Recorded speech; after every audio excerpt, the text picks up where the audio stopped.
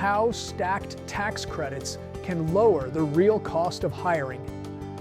What if hiring the right people was actually less expensive than you thought? Because certain tax credits were designed to offset some of that cost. That is not a hypothetical. For some businesses, it is a reality that has simply never been examined.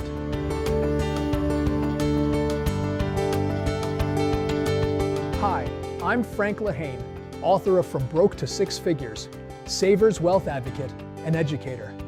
I help business owners, successful individuals, and families better understand their financial opportunities so they can protect, grow, and keep more of what they've worked hard to earn. Today, I want to talk about something that I find genuinely underappreciated in the business world. It is the idea of stacking tax credits related to hiring. Here's what I mean. In some situations, a single hire can qualify for more than one tax credit simultaneously. Different programs, different eligibility criteria. When those credits are properly identified, documented, and applied together, the cumulative effect can meaningfully reduce the real cost of bringing that person onto your team. Now, this is not a loop I am describing without guardrails. This is legal. It is legitimate. And it requires proper verification and documentation to do correctly. But that is exactly the point. Most businesses never get to this level of specificity.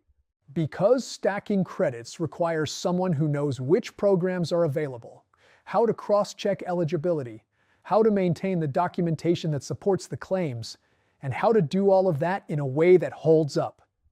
That is specialized work.